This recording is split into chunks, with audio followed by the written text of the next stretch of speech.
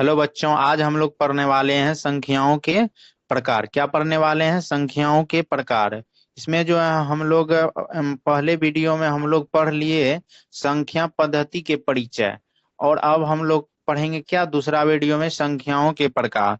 तो चलिए हम लोग आगे बढ़ के पढ़ते हैं। तो बच्चों, आप लोग चैनल पे नए हैं तो चैनल को सब्सक्राइब जरूर कर लीजिए। हम नवोदय का पूरा सेशन इस चैनल पे कराने वाले हैं, आरबी गुरुकुल एकेडमी पे। तो चलिए आगे हम लोग चलते हैं। देखिए, संख्याओं के प्रकार में हम लोग पहला प्रकार पढ़ेंगे, प्राकृत संख्या किसे कहते हैं। प्राकृत संख्या जैसा कि आप लोग भी जानते हैं और आप लोग जानते भी कितने स्टूडेंट होंगे। तो बच्चों, आप लोग को पढ़ना है प्राकृतिक संख्या, नेचुरल नंबर जिसको कहते हैं। गिनती की सभी संख्याओं को प्राकृत संख्या कहते हैं। गिनती का जितना भी संख्या होता है उसको हम प्राकृत संख्या कहते हैं।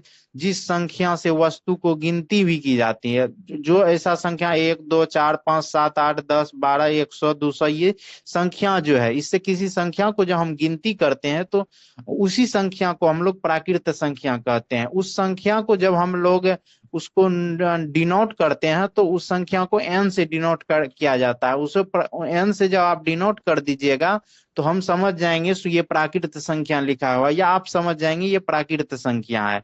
तो बस आपको ये जानना है सबसे प्रथम प्राकृत संख्या क्या है। तो प्रथम प्राकृत संख्या क्या है? एक। कि सब प्रथम प्राकृत संख्या क्या होगा? एक। तो इतना आप समझ गए। आप जिस जो चीज नहीं समझ रहे हैं तो कमेंट कीजिएगा, तो आप हम उस चीज को दूर करने का कोशिश करेंगे और उससे बेहतर पढ़ाने का कोशिश करेंगे। आप लोग जो कमेंट कीजिएगा तो हम समझ पाएंगे आप लोग को कहाँ दिक्कत होगा। नहीं, अपने तरफ से हम पूरा फुल कोशिश करते हैं तो आप लोग को समझ आ जाए। तो चलिए हम लोग अब जानेंगे पूर्ण संख्या किसे कहते हैं। पूर्ण संख्या, अब अभी हम लोग पढ़े पढ़े प्राकृत संख्या। प्राकृत संख्या में क्या पढ़े? एक से लेकर के गिनती की जितनी सारी संख्या है वो प्राकृत संख्या है। 1 2 3 4 5, ये सब क्या है? प्राकृत संख्या है। अब इसी के समूह में, मतलब इसमें जीरो जब शामिल कर, जीरो सहित गिनती की सभी संख्या को, देखिए हम परिभाषा भी लिख दिए हैं। जीरो के साथ सभी प्राकृत संख्या के समूह को पूर्ण संख्या कहते हैं। मतलब जीरो के साथ जितना भी प्राकृत संख्या, 1 2 3, ये सब रेगुलर प्राकृत संख्या है। और इससे जो जैसे 100, ये सब भी प्राकृत संख्या, 120, ये सब प्राकृत संख्या। कितनी की जितनी भी संख्या गिनती की वो सब प्राकृत संख्या। और इसको जब पूर्ण संख्या को हम लोग क्या चीज से डिनोट करते हैं? डब्ल्यू से पूर्ण संख्या को हम लोग डिनोट करते हैं, सूचित किया जाता है। तो जैसा कि आप लोग पूर्ण संख्या भी समझ गए, अब हम लोग समझेंगे पूर्णांक संख्या किसे कहते हैं। पूर्णांक संख्या, शून्य सहित ऋणात्मक संख्या, शून्य सहित ऋणात्मक संख्या एवं धनात्मक संख्या के समूह को पूर्णांक संख्या कहते हैं। देखिए, शून्य सहित, ये शून्य जो है इस सहित प्राकृत संख्या, मतलब ये इधर प्राकृत संख्या हो गया। ये जो इसको हम दोनों धनात्मक संख्या भी कहते हैं। ये ऋणात्मक संख्या होगा जिसमें माइनस लगा रहे, वो संख्या क्या हुआ? ऋणात्मक संख्या। तो इसलिए बोला जाता है शून्य सहित धनात्मक एवं ऋणात्मक संख्या के समूह को पूर्ण संख्या कहते हैं। इसे जो है हम लोग जेड से भी सूचित किया जाता है। इसे जेड और आई से भी सूचित किया जाता है। क्या सूचित किया जाता है? जेड और आई दोनों से सूचित किया जाता है। पूर्ण संख्या को संख्या रेखा पर दर्शाने का तरीका, देखिए हम लोग पूर्ण संख्या को संख्या रेखा पर कैसे दर्शाएं वो सीखेंगे। देखिए, पहले संख्या रेखा क्या होता है? एक लाइन खींचना। एक लाइन खींचने के बाद हम लोग को बीच में जीरो देना है। बीच में क्या करना है? जीरो देना है। और ऐसा करके आप लोग को कर लेना है इसे। अब इस पे जो हम लोग संख्या लिखेंगे, ये ऋणात्मक और धनात्मक, वही उसी को कह रहा है आप संख्या रेखा पर दर्शाए पूर्णांक संख्या को। तो इधर क्या लिखेंगे? -1, -2, -3, -4। इधर जो है 1 2 3 4। यही इसी संख्या, इसी को दर्शाना, इसी ऋणात्मक एवं धनात्मक संख्या को इस संख्या रेखा पे दर्शाने को हम पूर्णांक संख्या को संख्या रेखा पर दर्शाने का तरीका कहते हैं।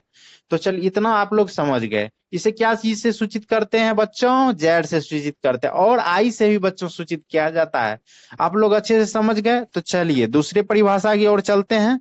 अब हम दूसरा परिभाषा नहीं, इसी का कुछ और तथ्य है, उसको हम लोग समझते हैं। ये शून्य से दाईं ओर की संख्या को धनात्मक संख्या कहते हैं। शून्य है, इधर ऋणात्मक संख्या होगा, इधर इधर क्या हुआ? दाईं ओर। दाईं ओर जब हम चलते हैं तो इधर धनात्मक संख्या होता है, और शून्य के बाईं ओर जाने पर, जैसे शून्य से बाईं ओर की संख्या को हम लोग ऋणात्मक संख्या कहते हैं। शून्य से बाईं ओर इधर हुआ माइनस वाला, तो उसे हम ऋणात्मक संख्या कहते हैं। और आप दाईं तरफ चलेंगे तो वो हो गया प्लस वाला, मतलब वो हो गया धनात्मक संख्या। समझ गए आप लोग? शून्य ना तो धनात्मक और ना ही ऋणात्मक पूर्णांक है। अब तो शून्य बीच में आ जाता है। शून्य, और ये जो इसको जो है ना ही धनात्मक संख्या हम लोग बोलेंगे और ना ही ऋणात्मक संख्या बोलेंगे। बच्चों आप लोग समझ गए? जीरो एक पूर्णांक संख्या है। कौन संख्या है? जीरो एक पूर्णांक संख्या। शून्य ना तो धनात्मक पूर्णांक है और ना ऋणात्मक। ये लोग आप लोग ऊपर में ही समझ गए। शून्य क्या है? पूर्णांक संख्या है। तो चलिए आगे हम लोग आगे परिभाषा की ओर चलते हैं। देखिए चौथा में हम लोग पढ़ने वाले हैं परिमेय संख्या। क्या पढ़ने वाले हैं? परिमेय संख्या। बच्चों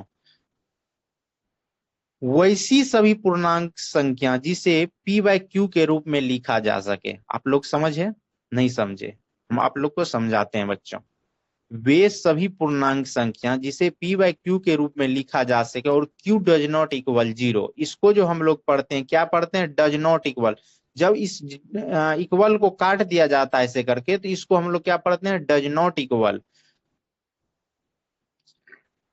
परिमेय संख्या कहलाता है। जब q बराबर जीरो हो और संख्या p बाय क्यू के रूप में है तो उसे परिमेय संख्या कहते हैं। जैसा जैसे हम लोग सीख रहे हैं, p बटे क्यू के रूप में जो हो 1/2, ये क्या हुआ? एक परिमेय संख्या है। 2/1 ये परिमेय संख्या है। 4/6 ये क्या है? परिमेय संख्या है। इसी संख्या को परिमेय संख्या जैसे 2, ये भी एक परिमेय संख्या। क्यों? इसके नहीं कुछ तो इसके बट्टे में क्या रहता है भाई बच्चों? इसमें 1 रहता है। क्या रहता है? 1। इसीलिए ये 2 भी एक पूरे परिमेय संख्या है।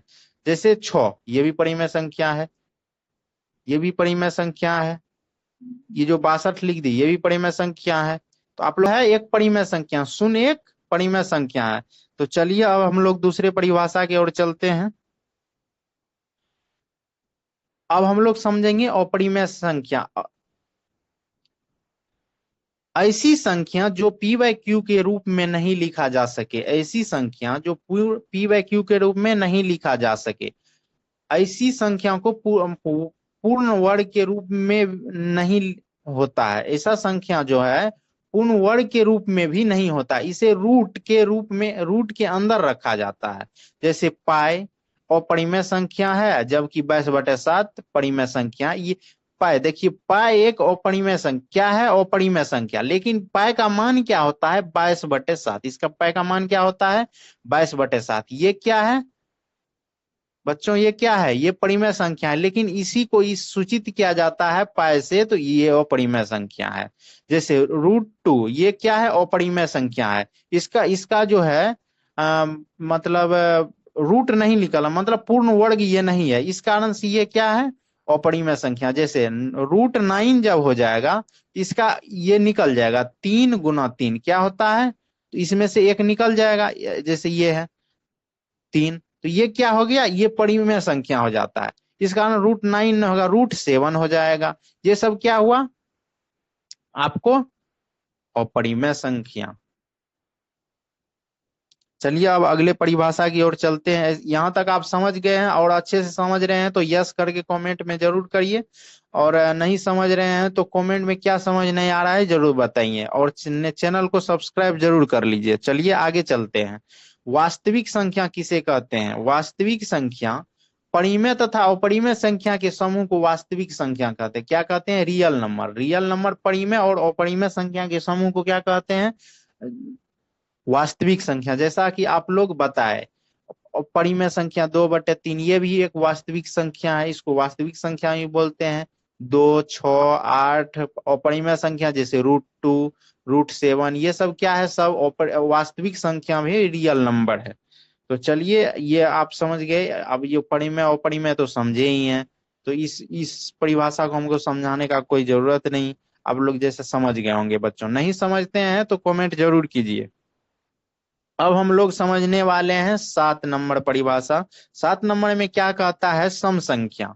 सम संख्या इवन नंबर, वैसी संख्या जो 2 से पूरा पूरा विभाजित हो जाए हो, या संख्या की इकाई अंक 2, 4, 6, 8, 0, 2, 4, 6, 8 हो तो सम संख्या कहलाती है। जैसे एक कोई संख्या हम लोग लेते हैं, जैसे ये कोई संख्या है, इसके अंतिम में क्या है, 4 है, ये क्या है, सम संख्या हो गया। ये संख्या के अंतिम में क्या है, इकाई अंक 7 है, ये विषम संख्या, मतलब ये विषम संख्या हो गई, ये सम संख्या की कैटेगरी में नहीं आएगा। जिस संख्या के अंत में 0, 2, 4, 6, 8 हो, वो संख्या जो है आपको सम संख्या हो जाएगा। जैसा कि आप लोग को थोड़ा बहुत जानकारी भी होगा और अच्छे से समझ ले। तो चलिए आगे परिभाषा हम लोग क्या कहता है, विषम संख्या। विषम संख्या क्या कहता है, वैसी संख्या जो 2 से पूरा पूरा विभाजित नहीं हो, या संख्या की इकाई अंक 1, 3, 5, 7, 9 हो, विषम संख्या कहलाती है। जैसे देखिए कोई आप लोग को संख्या लेते हैं, एक ये संख्या है, इसका इकाई अंक क्या है, 8, तो ये सम संख्या हो गया। क्या हो गया, सम संख्या। अब देखिए इसी संख्या में हम लोग, ऐसा कोई संख्या है तो इसका इकाई अंक क्या है, 7, तो इस कैटेगरी में आ गया, तो ये क्या हो गया, विषम संख्या। क्या हो गया, विषम संख्या। तो आप लोग समझ गए विषम संख्या किसको कहते हैं और सम संख्या किसको कहते हैं। अब हम लोग जानेंगे रूढ़ या अभाज्य संख्या किसे कहते हैं। प्राइम नंबर, जिसको हम लोग प्राइम नंबर भी कहते हैं, रूढ़ संख्या भी कहते हैं और अभाज्य संख्या भी कहते हैं। वैसी प्राकृत संख्या जो एक या स्वयं के अलावा किसी संख्या से विभाजित न हो, रूढ़ या अभाज्य संख्या कहते हैं। आप लोग नहीं समझे होंगे। आप लोग देखिए रूढ़ संख्या या अभाज्य संख्या किसको कहते हैं, वैसी संख्या, कोई भी संख्या एक ले लीजिए, हम लोग 7 ले लेते हैं। एक ऐसी संख्या लेना है आपको जो, जिसका स्वयं मतलब एक, या जो संख्या जैसे हम 7 लिखे तो 7, इसके अलावा इसका कोई भी विभाज्य मतलब इसका कोई भी गुणनखंड ना हो, या इसका कोई ये संख्या किसी भी संख्या से विभाजित ना हो, वैसी संख्या को हम लोग अभाज्य संख्या कहते हैं। जैसे देखिए 19 लेंगे, 19 देखिए किसी भी संख्या से कटता है, नहीं कटता है तो एक से ही कटवे करेगा, तो एक से एक, और नहीं कटता है तो इसका 19, बस यही से इसका जो गुणनखंड निकला ये 19 है, तो ये अभाज्य संख्या हो गया। और किसी संख्या से कट जाता तो ये अभाज्य संख्या नहीं होता। तो यही आप लोग समझ गए। एक एक जो है अभाज्य संख्या नहीं है, एक क्या है, अभाज्य संख्या नहीं है। सबसे छोटी अभाज्य संख्या कौन सी है, 2। सबसे छोटी अभाज्य संख्या 2। केवल 2 सम अभाज्य संख्या ही है पूरे, मतलब आप गिनती की पूरी, मतलब जहां तक जाइएगा गिनती करते हुए, गिनती कभी खत्म नहीं होता है, तो वहां तक अनंत तक में 2 एक ऐसी संख्या है जो अभाज्य संख्या है और सम भी है। क्या है, सम है और अभाज्य है। तो चलिए हम लोग अगले परिभाषा की, और जैसा आप समझ गए तो चलिए आगे परिभाषा हम लोग जानते हैं सह अभाज्य संख्या। सह अभाज्य संख्या क्या होता है, 2 या 2 से, क्या पढ़े, 2 या 2 से अधिक वैसी संख्या, 2 या 2 से अधिक वैसी संख्या जिनका HCF, आपको यही देखिए, जिनका HCF 1 हो उसे सह अभाज्य संख्या कहते हैं। 2 गो ऐसी संख्या आपको लेना है जिसका HCF 1 हो। देखिए हम लोग कुछ लेकर के पहले से रखे हुए हैं, तो 7 और 9 एक ऐसी संख्या है जिसका HCF 1 होगा। देखिए 7 और 9 का HCF निकालिए। HCF कैसे निकालते हैं तो आप लोग जानते होंगे, नहीं जानते हैं तो आगे हम आप लोग को पूरा HCF LCM का एक चैप्टर बताएंगे, उसमें आप लोग सीख लीजिएगा। देखिए हम अभी करके बताते हैं। 7 से 7, 1, 7 हो गया। 9 में से 7 गया तो कितना होगा, 2, 7, 2 तिया 6 निकल गया, 1, अब इसको 2 1 2 ये कट गया, कितना निकला HCF बराबर 1। यही कहता है वैसी दो संख्या, आपको कोई भी दो संख्या लेना है, कोई भी दो संख्या, उसका जब HCF एक हो जाए, क्या हो जाए, कोई भी दो संख्या का HCF एक हो जाए तो वह सह अभाज्य संख्या कहलाती है। समझ गए बच्चों? जैसे आप ये हम कुछ संख्या लिखे, इसी को आप लोग जब HCF निकालिएगा तो इसका HCF कितना निकलेगा, सबका एक HCF निकला, कितना निकलेगा, एक। यही चीज आपको समझना है। वैसी संख्या, वैसी दो संख्या क्या लेना, वैसी दो संख्या लेना है, कहीं भी से दो संख्या लीजिए, उसका HCF जब एक निकल जाएगा तो वह सहाभाज्य संख्या है। समझ गए? तो चलिए आगे चलते हैं। अब देखिए उसी में जुड़वा अभाज्य संख्या क्या है, जुड़वा अभाज्य संख्या। अभी हम लोग क्या पढ़े, सहभाज्य संख्या, इसी में अब हम लोग पढ़ेंगे जुड़वा अभाज्य संख्या क्या है। लगातार दो अभाज्य संख्या जिसके बीच का अंतर दो हो, सिर्फ दो। अभी अभाज्य संख्या हम लोग पढ़े किसको कहते हैं, अभाज्य संख्या पढ़े जिसके बीच का अंतर दो हो उसे जुड़वा अभाज्य संख्या कहते हैं। देखिए 3 और 5 हम लोग एक संख्या लिए, आप लोग को नहीं समझे तो देखिए आप लोग समझ, दो गो ऐसी संख्या लेना है, कितना लेना है, दो ऐसी संख्या है, वो भी अभाज्य संख्या होनी चाहिए। अभाज्य संख्या आप लोग को बताए क्या होना, जो एक या स्वयं से कटे वो क्या है, अभाज्य संख्या है। कौन सी संख्या है, अभाज्य संख्या। तो उसी में जैसे एक या स्वयं से कटे वो अभाज्य संख्या हुआ, उसी में लगातार दो ऐसी अभाज्य संख्या जिसके बीच का अंतर दो हो, दो ऐसी अभाज्य संख्या जिसका बीच का अंतर दो। अभाज्य संख्या क्या होता है, जिसका HCF या गुणनखंड एक या वो स्वयं हो। तो देखिए हम लोग एक ऑप्शन मतलब एग्जांपल लेके बता दें, जैसे 3 और 5 लिए। देखिए इसके बीच का अंतर कितना है, दो। 3 में 2 जोड़िएगा तो 5, या 5 में 2 घटाइएगा तो 3 हो जाएगा।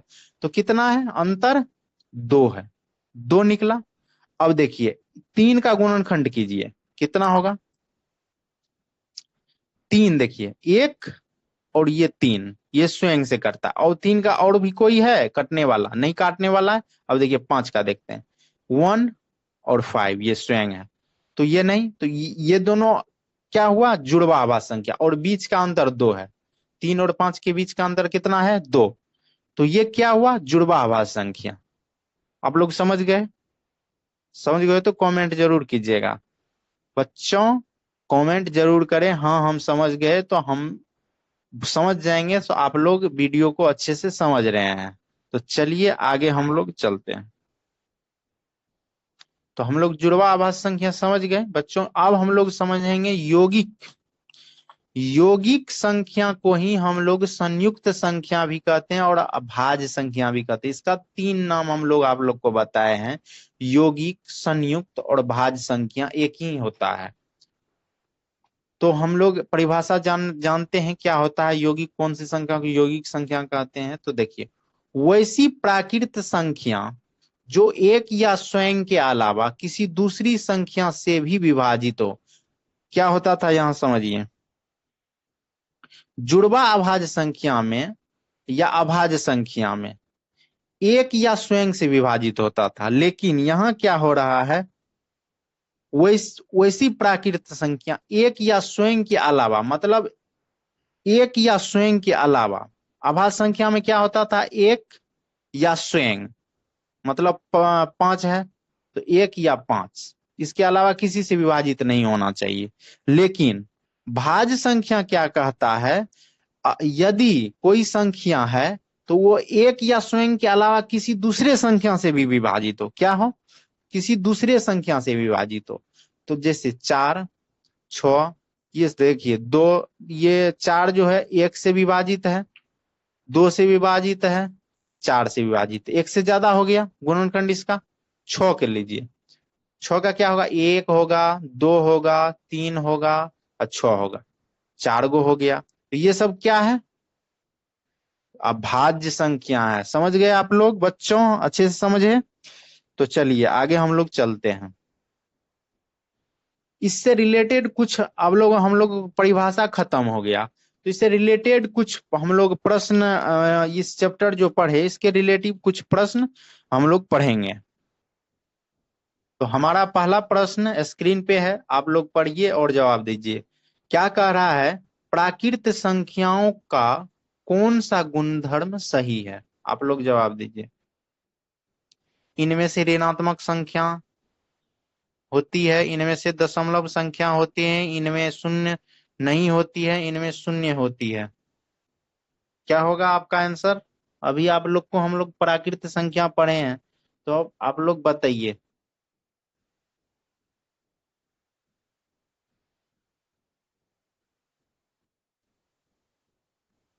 प्राकृत संख्या में क्या होता है? शून्य नहीं होता है। शून्य कौन संख्या में होता है? पूर्ण संख्या में। तो इनमें शून्य नहीं होता है। समझे आप लोग? यही आप लोग को जो हम लोग पीछे पढ़ते हैं उसको रिवीजन करते हैं हम लोग चैप्टर वाइज प्रश्न, तो आप लोग को ज्यादा उसमें कॉन्फिडेंस आता है इसका आंसर क्या होगा। तो चलिए हमारा अगला प्रश्न क्या कहता है।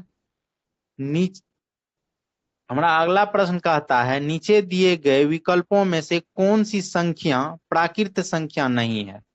आप लोग समझ देखिए और बनाइए, क्या होगा आंसर कमेंट जरूर कीजिए।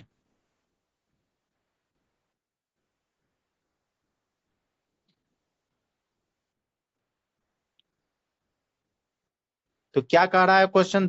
नीचे दिए गए विकल्पों में से कौन सी संख्या प्राकृत संख्या नहीं है? देखिए 01 क्या है? पूर्ण संख्या। आप लोग अच्छे से बनाइए। देखिए 0 क्या है? पूर्ण संख्या। परिभाषा जब आप लोग अच्छे से समझ गए होंगे तो ये क्वेश्चन बनाने आप लोग को कोई दिक्कत नहीं होगा। तो आप लोग चैनल को जरूर सब्सक्राइब कर लीजिए और ऐसे ही फटाफट अपडेट आपको मिलते रहेगा और आप लोग रिवीजन करते रहिएगा। आप लोग पूरा हेल्प मिलेगा, मतलब एंट्रेंस एग्जाम को आप लोग पूरा निकाल पाइएगा जब इस पूरा सेशन को आप लोग जब कर लेते हैं। तो चलिए हम लोग अगले प्रश्न की ओर चलते हैं।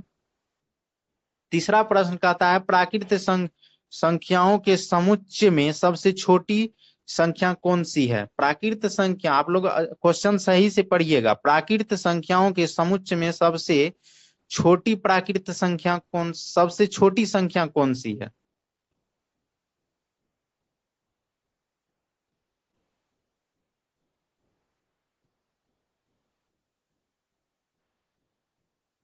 तो प्राकृत संख्या के समूह में सबसे छोटी संख्या एक है। क्या है?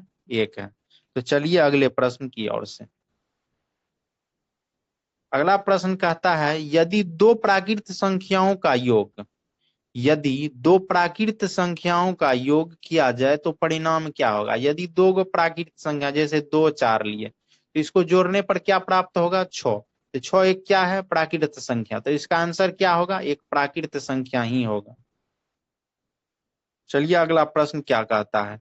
निम्न में से कौन सी संख्या निम्न में से कौन सी संख्या प्राकृत संख्याओं का भाग नहीं है, मतलब वो प्राकृत संख्या नहीं है।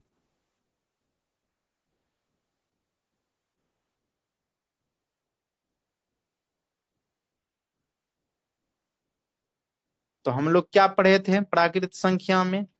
1 2 3 अनंत तक ये जाएगा। ये सब क्या है? प्राकृत संख्या। अनंत का चिन्ह क्या होता है? उल्टा करके 8 लिखते, इसको अनंत हम लोग पढ़ते हैं। तो -2 जो है ये क्या है? एक प्राकृत संख्या का भाग नहीं है। तो चलिए अगले प्रश्न की ओर। नीचे दिए गए विकल्पों में से कौन सी एक पूर्ण संख्या नहीं है? क्या है? पूर्ण संख्या नहीं है। यहाँ आप लोग समझ, पूर्ण संख्या नहीं है तो क्या है? पूर्ण संख्या नहीं है।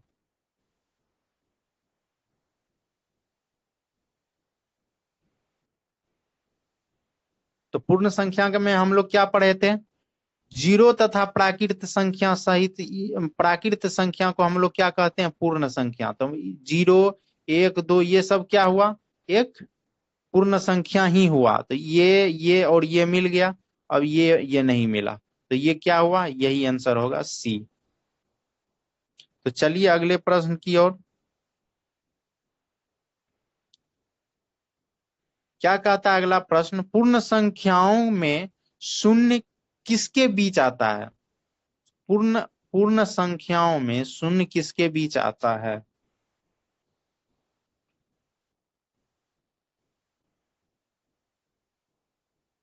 केवल धनात्मक संख्याएं, केवल ऋणात्मक संख्याएं, धनात्मक और ऋणात्मक संख्याओं के बीच, और केवल एक और दो के बीच? नहीं, ये आपका सही उत्तर क्या होगा? धनात्मक और ऋणात्मक संख्याओं के बीच एक जीरो आता है। जैसा कि आप लोग को हम संख्या रेखा पर जो ऋणात्मक एवं पूर्णांक संख्या बताए थे, तो आप लोग को बताए थे ये ऋणात्मक इधर धनात्मक और इधर ऋणात्मक के बीच में जीरो आता है, क्या बता दिए थे? तो चलिए अगले प्रश्न की ओर हम लोग चलते हैं। पूर्णांक संख्या का समुच्चय क्या होता है, बताइए? पूर्णांक संख्या का समुच्चय क्या होती है? पूर्णांक संख्या का समुच्चय क्या होता है?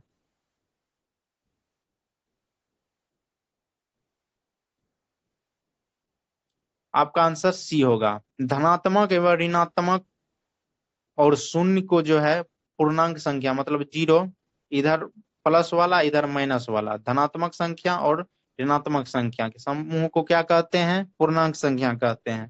तो आपका आंसर क्या होगा? धनात्मक, ऋणात्मक और शून्य। चलिए अगले प्रश्न की ओर बढ़ते हैं। अगला प्रश्न कहता है हमारा, निम्न में से कौन सी संख्या एक पूर्णांक संख्या नहीं है? यहाँ नहीं वाले को तो आप लोग अच्छे से ध्यान दीजिएगा। एक पूर्णांक संख्या नहीं है, इसको अच्छे से ध्यान दीजिएगा। तो हम लोग के पूर्णांक संख्या में प्लस में जब एक से शुरू करते हैं तो इधर 10 तो होगा, ऋणात्मक में जाइएगा तो 5 होगा, बीच में जीरो एक पूर्णांक संख्या है जैसा कि आप लोग जानते हैं। तो इसका आंसर क्या होगा? D number 3.5। चलिए अगले प्रश्न की ओर चलते हैं। अगला प्रश्न कहता है -7 और 3 का योग क्या होगा? जोड़िए इसको, क्या होगा? आप लोग को हम लोग जो है बेसिक मैथ हम चैनल पे अपलोड है, उसको आप लोग जाकर के जब देख लीजिएगा तो उसमें हमने बेसिक मैथ में जोड़ और घटाव, अभी जोड़ और घटाव का बेसिक मैथ हम लोग पढ़ाए मतलब वीडियो में पढ़ाए हैं। तो अगले में हम लोग गुना और भाग के बारे में पढ़ेंगे, तो वहां जाकर के आप पढ़िएगा, ये सब कॉन्सेप्ट आपको क्लियर हो जाएगा। तो -7 और +3 को जोड़िएगा तो क्या होगा?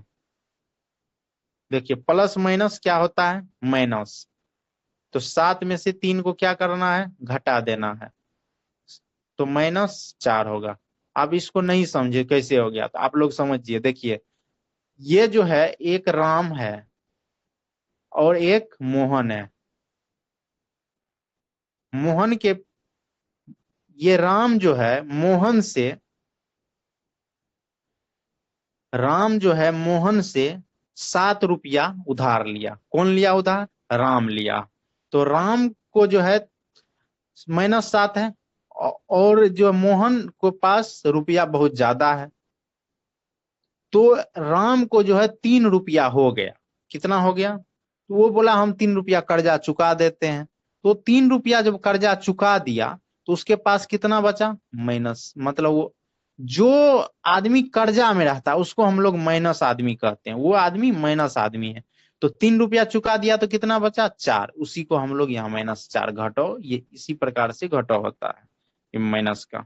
तो चलिए अगले प्रश्न, पूरा हम बेसिक मैथ में सब चीज अच्छे से बताए हैं, तो आप लोग जा करके जरूर देखिए।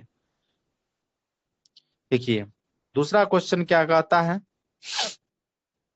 परिमेय संख्याएं किस प्रकार की संख्याएं होती है? परिमेय संख्या किस प्रकार की संख्या होती है? आप लोग बताइए आंसर क्या होगा?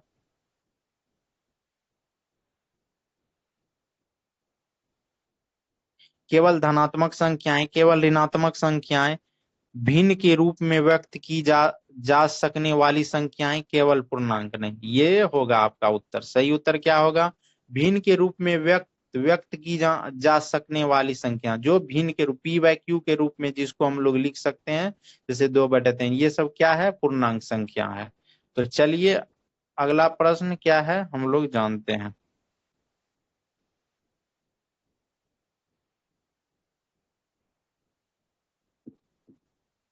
अगला प्रश्न कहता है निम्नलिखित में से कौन सी संख्या परिमेय संख्या नहीं है? क्या होगा आंसर, आप लोग कमेंट में जरूर बताइए। निम्नलिखित में से कौन सी संख्या परिमेय संख्या नहीं है। ये नहीं वाले प्रश्न को आप लोग परीक्षा में भी अच्छे से ध्यान दीजिएगा। नहीं जब लगा रहे तो उस प्रश्न को अच्छे से देखिए। निम्नलिखित में से कौन सी संख्या परिमेय संख्या नहीं है। तो परिमेय नहीं है तो और भी कुछ होगा, लेकिन वो उसमें परिमेय संख्या नहीं है।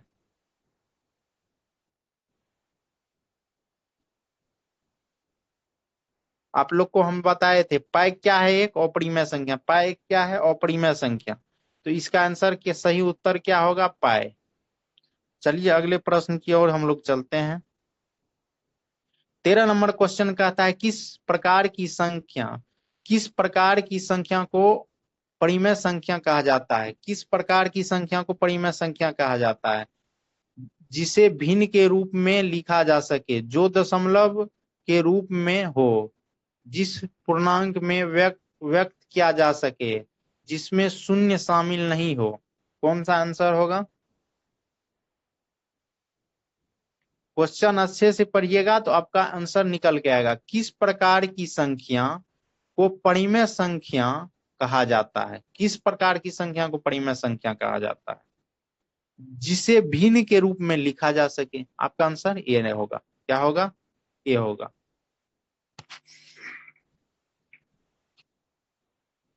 चलिए अगले प्रश्न की ओर चलते हैं।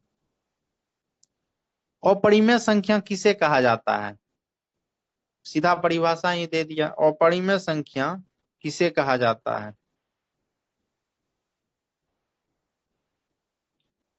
जिसे भिन्न के रूप में व्यक्त किया जा सके, इसको तो परिमेय संख्या कहते हैं।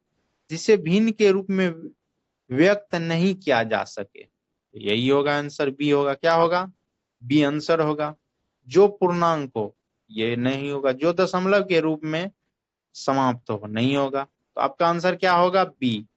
चलिए अगले प्रश्न की ओर चलते हैं। 15 नंबर क्वेश्चन कहता है निम्नलिखित में से कौन सी संख्या अपरिमेय है। कौन सी संख्या इसमें से अपरिमेय है।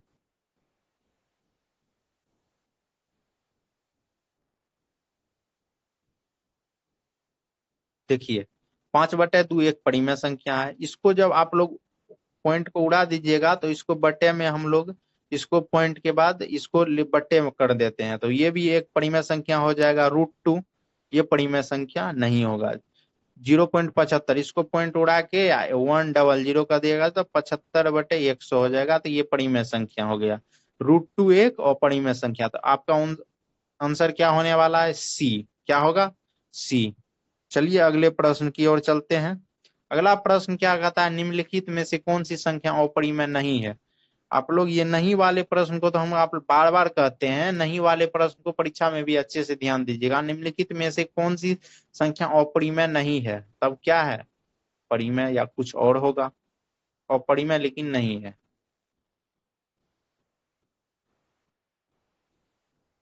देखिए √2 क्या है, एक अपरिमेय है।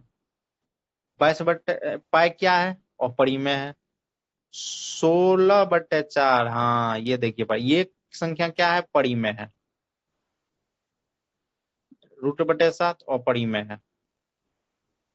तो अपरिमेय नहीं है इसमें कह रहा है, तो और भी कुछ होगा। तो ये आंसर सी होगा, 16/4। चलिए अगले प्रश्न की ओर चलते हैं।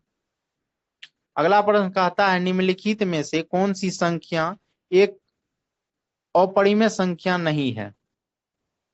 क्या कहता है निम्नलिखित में से कौन सी संख्या एक अपरिमेय संख्या नहीं है। इसका आंसर क्या होगा, सी। इसका आंसर क्या होगा, सी, 1.414।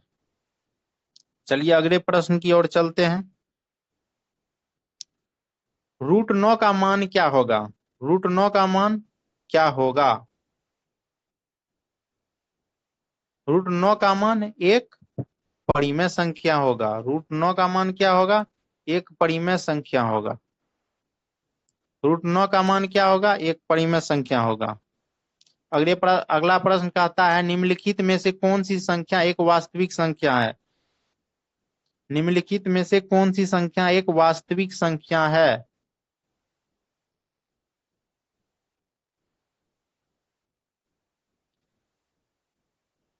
5/3 एक कौन सी संख्या है? वास्तविक संख्या है। चलिए अगले प्रश्न क्या कहता है, वास्तविक संख्या का मान क्या होता है? वास्तविक संख्या का मान क्या होगा?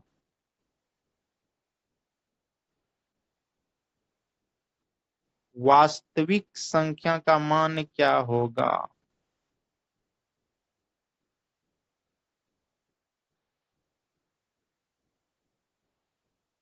वास्तविक संख्या का मान 2 होगा।